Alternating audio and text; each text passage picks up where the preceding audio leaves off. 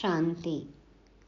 अपनी मूल कमजोरी कुर्बान करने वाले स्वमानधारी योग युक्त नंबर 1 होशियार आत्माओं को गॉडली मॉर्निंग।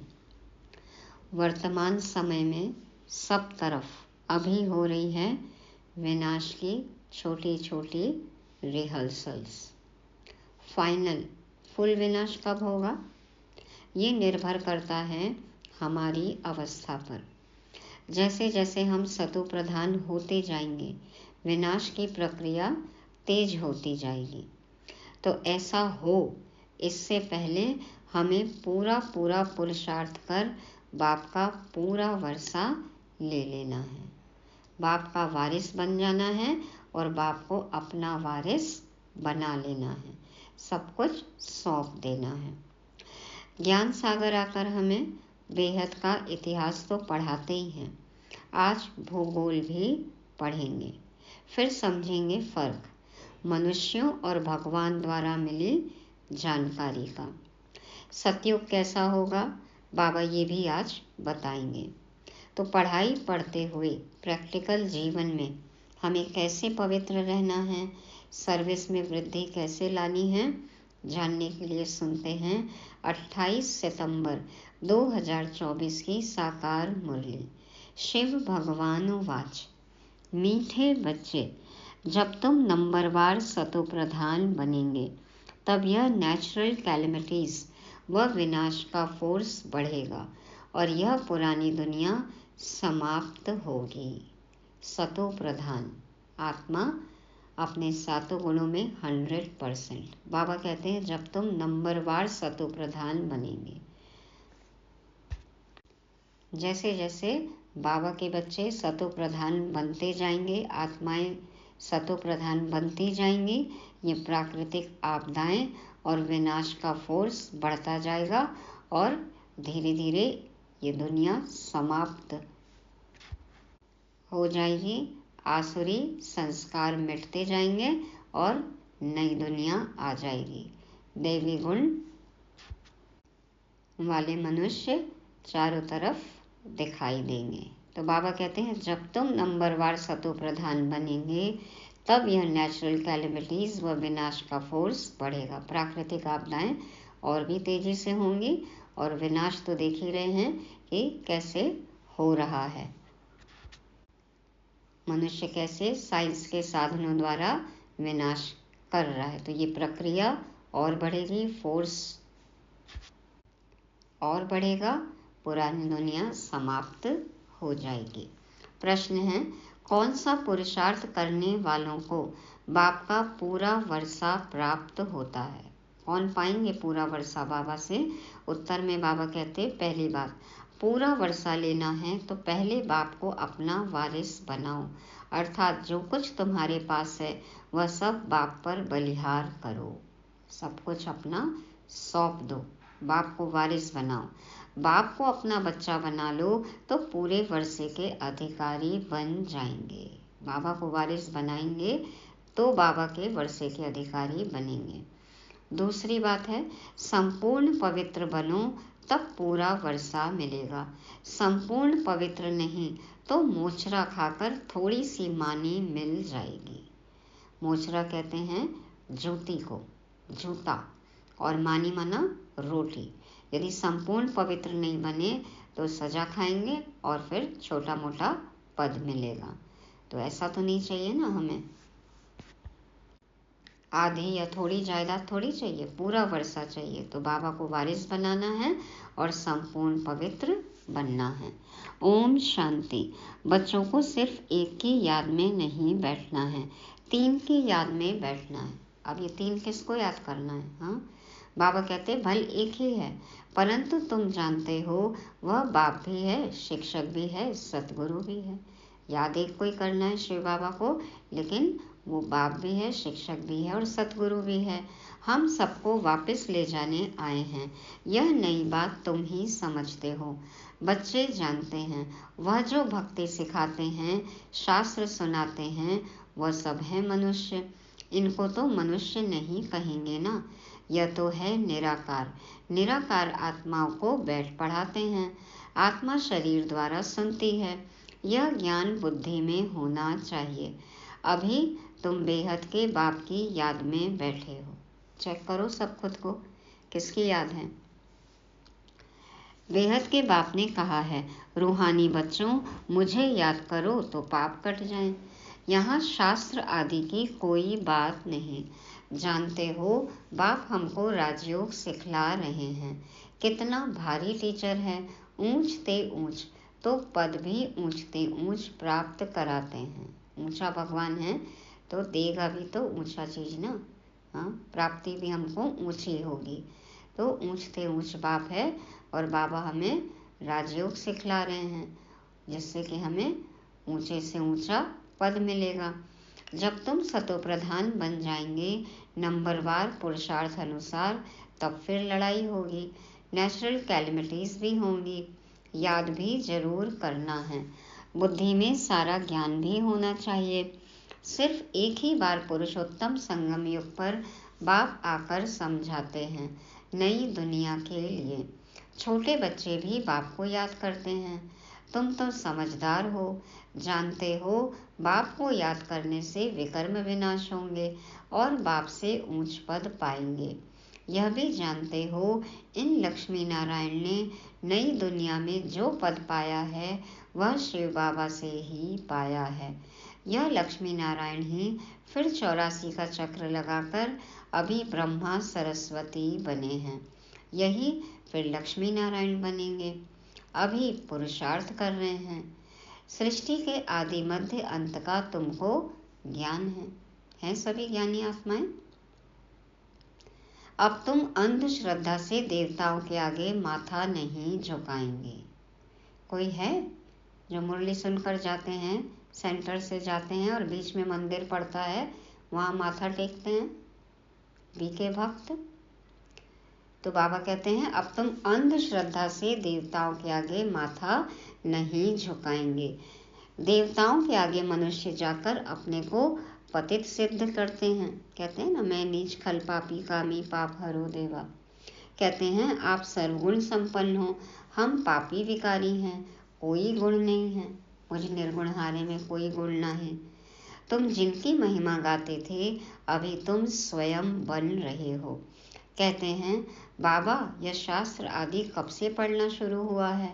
बाप कहते हैं, जब से रावण राज्य शुरू हुआ है।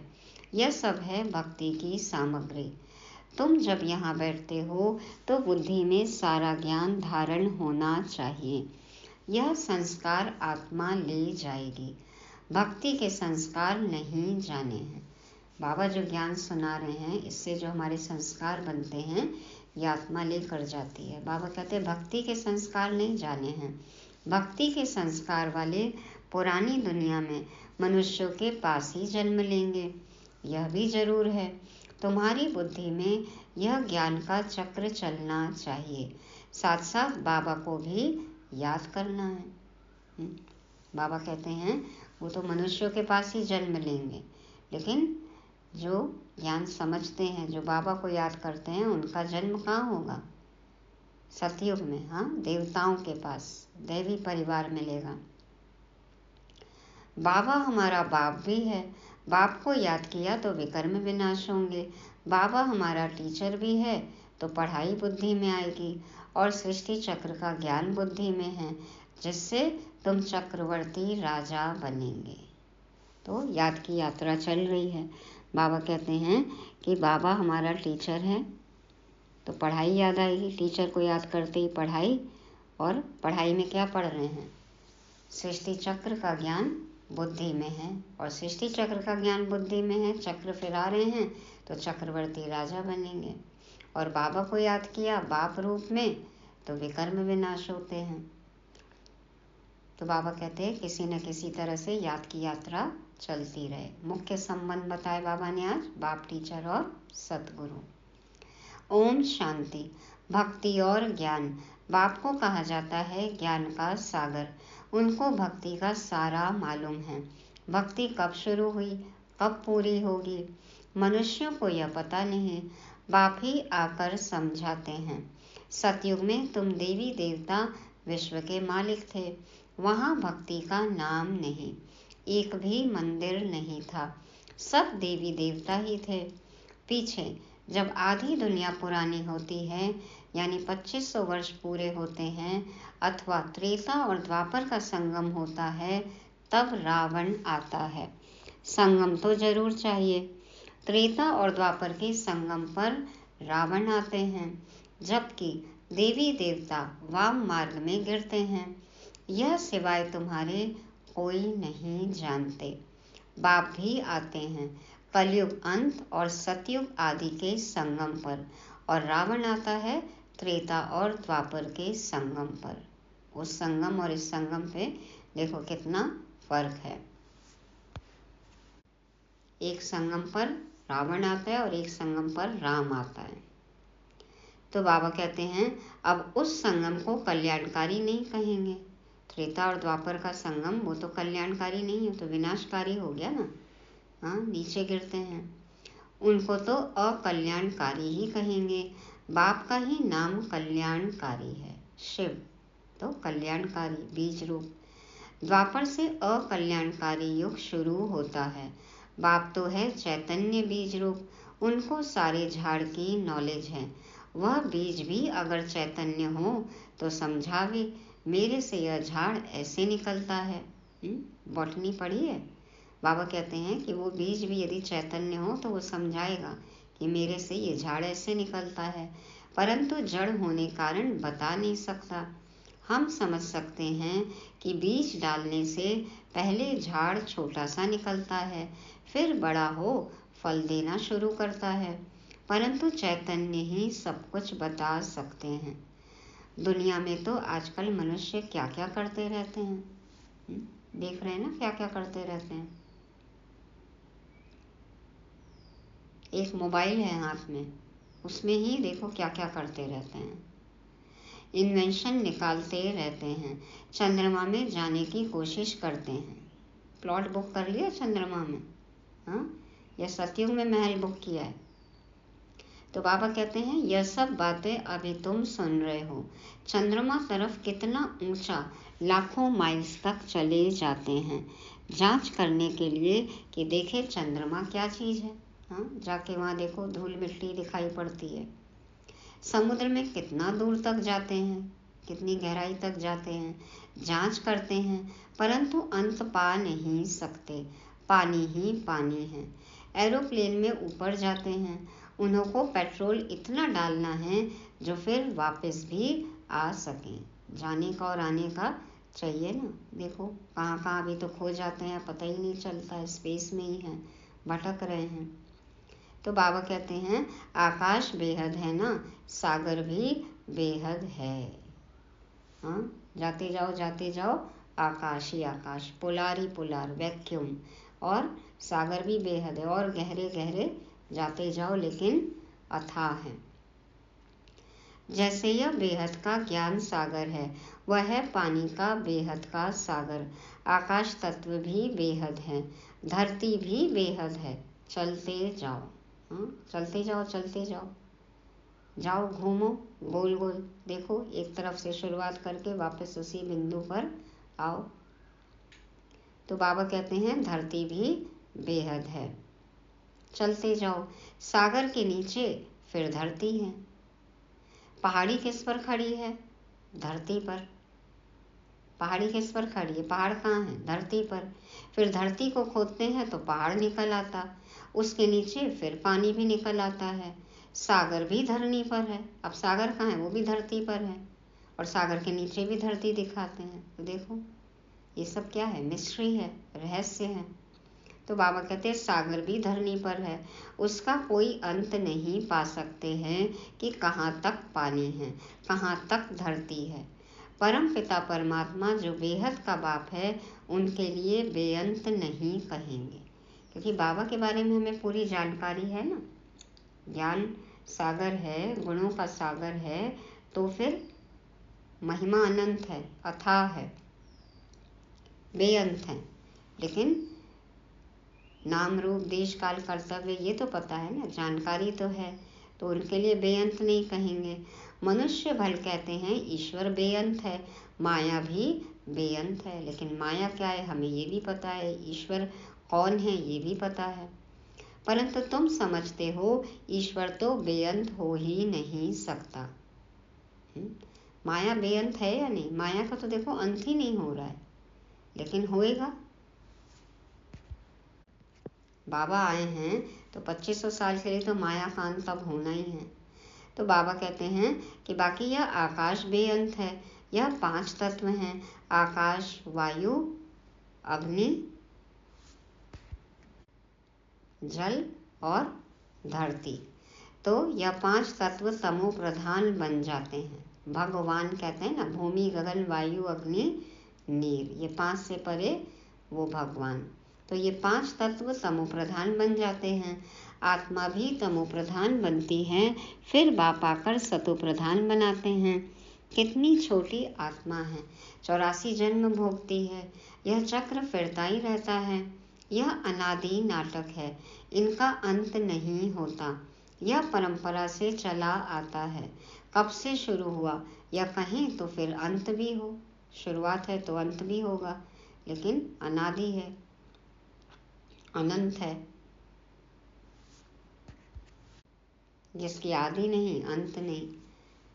बाकी यह बात समझानी है, कब से नई दुनिया शुरू होती है, फिर पुरानी होती है। यह 5000 वर्ष का चक्र है जो फिरता ही रहता है।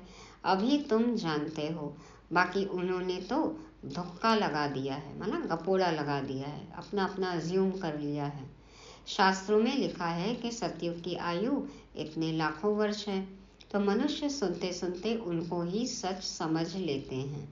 यह पता नहीं पड़ता भगवान कब आकर अपना परिचय देंगे। न जानने के कारण कह देते हैं कलयुग की आयु 40,000 वर्ष अभी पड़ी है। अब यहाँ से पंडित लोग सुन के जाते हैं, विद्वान पंडित साधु संत ब्रह्मा कुमारी से, और अब जाके अपने पंडाल में कहने लग गए कि अब ये कलयुग 40,000 साल नहीं बाकी है, अब तो अंत आया कि आया। लेकिन खुलकर नहीं बताते हैं सच्चाई, इशारा तो दे रहे हैं। तो बाबा कहते हैं न जानने के कारण कह देते हैं कलयुग की आयु 40,000 वर्ष अभी पड़ी है, जब तक तुम न समझाओ। अभी तुम निमित्त हो समझाने के लिए कि कल्प 5000 वर्ष का है, न कि लाखों वर्ष का है। तो हम तो अब समझा सकते हैं न सबको, क्योंकि बाबा ने हमें समझा दिया है। भक्ति मार्ग की कितनी सामग्री है। मनुष्यों को पैसा होता है तो फिर खर्चा करते हैं। अब जितना खर्चा देखो उतना तामझाम, उतना भपका। बाप कहते हैं मैं तुमको कितने पैसे देकर जाता हूँ, चलो हिसाब दो आज सब बाबा को। बेहद का बाप तो जरूर बेहद का वर्षा देंगे, इससे सुख भी मिलता है, आयु भी बड़ी होती है।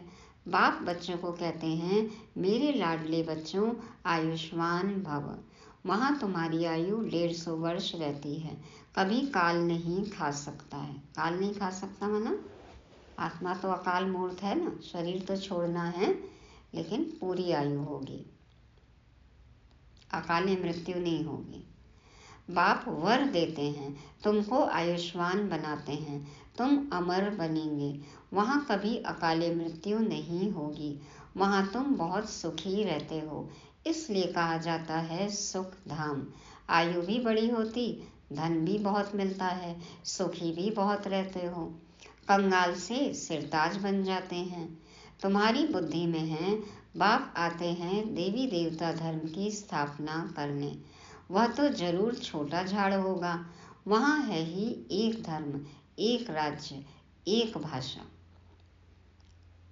बाबा आए हैं आदि सनातन देवी देवता धर्म की स्थापना करने, तो झाड़ तो बहुत छोटा होएगा, और वहाँ पर एक धर्म, एक राज्य, एक भाषा, उसको ही कहा जाता है विश्व में शांति। अभी देखो अनेक धर्म हैं, अनेक अधर्म हैं, हाँ, कितने राज्य हो गए, कितनी भाषाएं हो गई हैं, एक मत तो है ही नहीं है। तो बाबा कहते हैं इसीलिए देखो यहाँ पे क्या है, अशांति है, और वहाँ पर सब कुछ एक होगा, इसी को कहा जाता है विश्व में शांति। सारे विश्व में हम ही पाठधारी हैं, यह दुनिया नहीं जानती। अगर जानती हो तो बताएं, कब से हम पाठ बजाते आए हैं। अभी तुम बच्चों को बाप समझा रहे हैं। गीत में भी है ना, बाबा से जो मिलता है सो और कोई से नहीं मिलता। बाबा से जो मिलता है वो किसी और से नहीं मिल सकता। अनुभव है ना, कभी मिला या कभी मिलेगा? बाबा जो दे रहे हैं वो किसी देहधारी से मिल सकता है उस क्वालिटी का? कभी नहीं। सारी पृथ्वी आसमान सारी विश्व की राजधानी दे देते हैं। यह लक्ष्मी नारायण विश्व के मालिक थे। फिर बाद में जो राजाएं आदि होते हैं वह भारत के थे। गायन भी है, जो बाबा देते हैं वह और कोई दे न सके। बाबा जैसा प्यार, निस्वार्थ प्यार कोई भी नहीं दे सकता। बाप ही आकर प्राप्ति कराते हैं। तो यह सारा ज्ञान बुद्धि में रहना चाहिए, जो कोई को भी समझा सको। इतना समझने का है। अब समझा कौन सकते हैं? कौन समझा सकते हैं? जो बंधन मुक्त हो, जो बंधन मुक्त हो। अब चेक करना है वो बंधन हमारे अपने क्रिएट किए हुए हैं या वो बंधन है ही नहीं और हम समझ रहे हैं कि बंधन है। पिंजरे का दरवाजा खुला हुआ है, पंछी सोच रहा है पिंजरे में बैठा हुआ कि मैं बंधन में हूँ, कैद में हूँ। चेक करो। उड़ान भरनी है बेहद गगन में। हाँ, आकाश के उस पार भी आकाश है। तो बाबा कहते हैं अब समझा कौन सकते हैं? जो बंधन मुक्त हो। बाबा के पास जब कोई आते हैं तो बाबा पूछते हैं कितने बच्चे हैं, तो कहते 5 बच्चे अपने हैं और छठा बच्चा शिव बाबा है। तो जरूर सबसे बड़ा बच्चा ठहराना। बाबा छठा बच्चा है, आखिरी बच्चा है या पहला बच्चा है? शिव बाबा के बन गए तो फिर शिव बाबा अपना बच्चा बनाए विश्व का मालिक बना देते हैं। बच्चे वारिस हो जाते हैं। बाबा को बनाओ पहला वारिस, तब बनेंगे वारिस सतयुग में। यह लक्ष्मी नारायण शिव बाबा के पूरे वारिस हैं।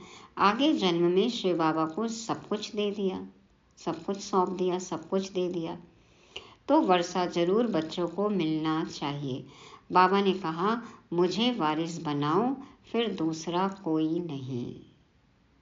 हम कहें मेरे तो शिव बाबा, दूसरा कोई नहीं। मेरे तो एक शिव बाबा, दूसरों न कोई। बाबा कहते हैं मुझे वारिस बनाओ, फिर दूसरा कोई नहीं। कहते बाबा यह सब कुछ आपका है, आपका फिर हमारा है। देखो बच्चे कितने होशियार हैं, अपना सब कुछ दे दिया, कह दिया ये आपका, लेकिन फिर जो आपका है वो हमारा है। पता है ना बाबा का पास तो क्या है? खजाने हैं, भंडारा है, भरपूर है। आप हमको सारे विश्व की बादशाही का वर्षा देते हो, क्योंकि तुमको जो कुछ था वह दे दिया। ड्रामा में नूंद है ना, अर्जुन को विनाश भी दिखाया तो चतुर्भुज भी दिखाया।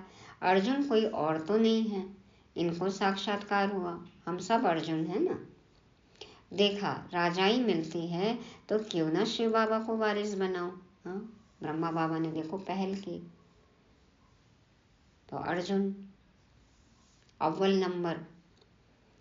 तो देखा राजाई मिलती है तो क्यों ना शिव बाबा को वारिस बनाऊं। वह फिर हमको वारिस बनाते हैं। यह सौदा तो बहुत अच्छा है। ऐसा निश्चय है हमें।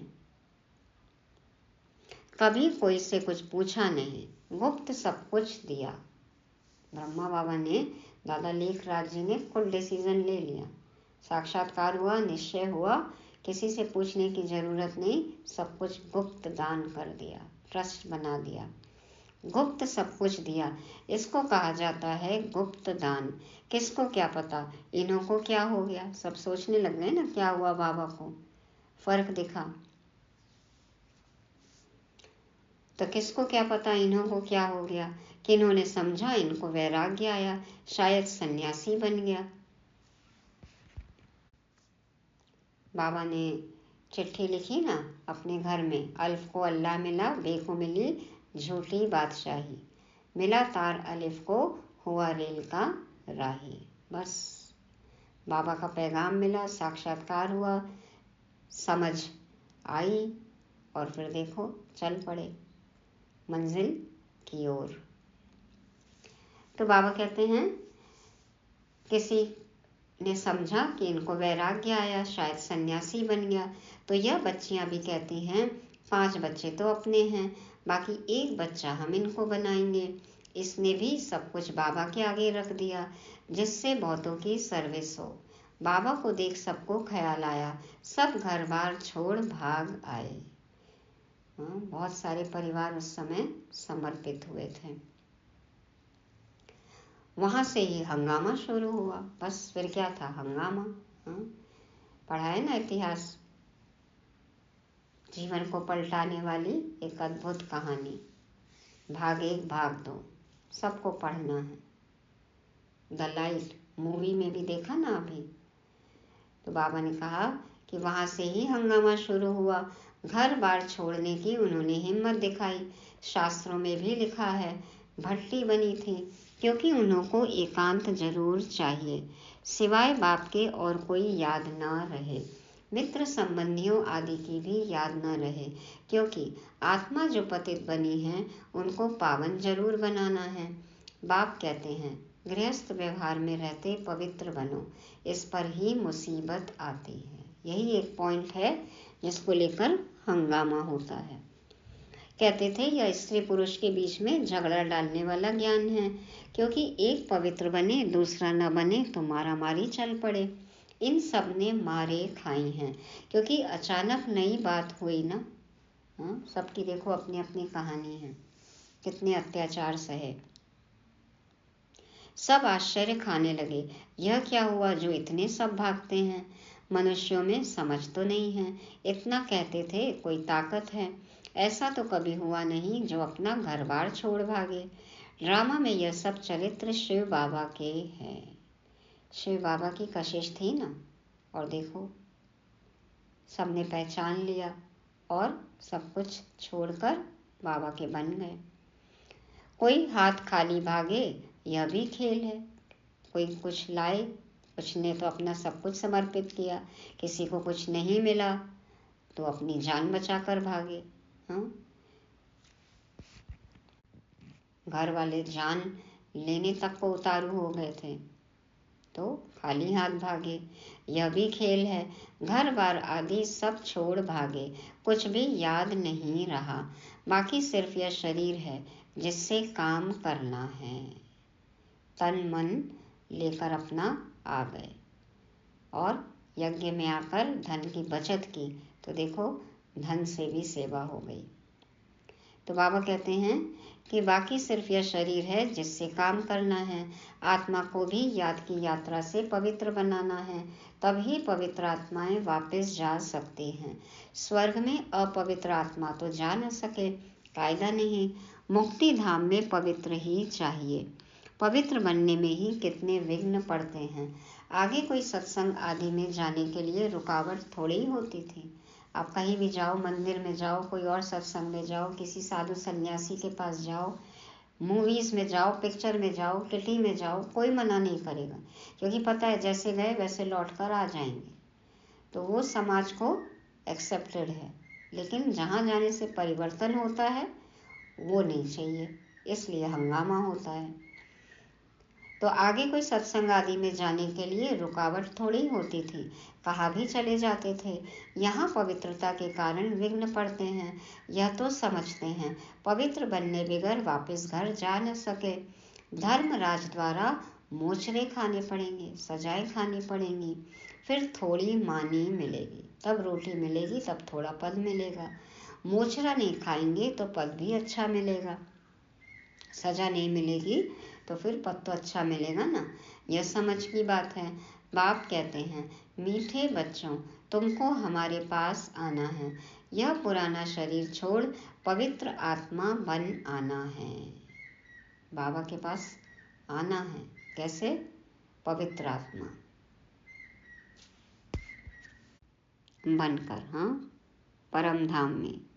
फिर वहाँ से बाबा हमें सुख धाम में भेज देंगे। तो यह पुराना शरीर छोड़ पवित्र आत्मा बन आना है। फिर जब 5 तत्व सतो प्रधान नए हो जाएंगे तब तुमको शरीर नए सतो प्रधान मिलेंगे। सारे उथल पाथल हो नए बन जाएंगे, तत्व तत्व में मिल जाएंगे और फिर से देखो ड्रामा रिपीट होगा। सतो प्रधान आत्मा, सतो प्रधान शरीर, तो सारे उथल पाथल हो नए बन जाएंगे। जैसे बाबा इनमें आकर बैठते हैं वैसे आत्मा बिगर कोई तकलीफ गर्भ महल में जाकर बैठेगी। वैसे आत्मा बिगर कोई तकलीफ गर्भ महल में जाकर बैठेगी। जैसे बाबा ब्रह्मा रथ में प्रवेश करते हैं, कोई तकलीफ नहीं होती है ना, बाबा आते हैं जाते हैं, कोई तकलीफ नहीं होती। बाबा कहते हैं इसी तरह से गर्भ महल में कोई तकलीफ नहीं होगी। फिर जब समय होता है तो बाहर आ जाती है, तो जैसे बिजली चमक जाती है, क्योंकि आत्मा पवित्र है। यह सब ड्रामा में नोंद है। महान आत्माओं का जन्म होगा तो देखो बाबा कहते जैसे कि बिजली चमक जाती है, वायुमंडल भी पवित्र हो जाता है ना, पवित्र रहेगा ही उस समय, लेकिन और भी वाइब्रेशन फैलते हैं। तो यह सब ड्रामा में नोंद है। अच्छा, मीठे मीठे सिक्की लदे बच्चों प्रति माता पिता बाप दादा का याद प्यार और गुड मॉर्निंग। रूहानी बाप की रूहानी बच्चों को नमस्ते। हम रूहानी बच्चों की रूहानी बाप दादा को याद प्यार गुड मॉर्निंग और नमस्ते। शुक्रिया बाबा, शुक्रिया। धारणा के लिए मुख्य सार। पहला पॉइंट, आत्मा को पावन बनाने के लिए एकांत की भट्टी में रहना है। एकांत, स्थूल एकांत भी, और एक के अंत में खो जाना है। एकाग्र, एक कोई आगे रखना है, शिव बाबा। एक बाप के सिवाय दूसरा कोई भी मित्र संबंधी याद न आए। दूसरा, बुद्धि में सारा ज्ञान रख, बंधन मुक्त बन, दूसरों की सर्विस करनी है। बाप से सच्चा सौदा करना है। जैसे बाप ने सब कुछ गुप्त किया ऐसे गुप्त दान करना है। वरदान, माया के विकराल रूप के खेल को साक्षी होकर देखने वाले मायाजीत भाव।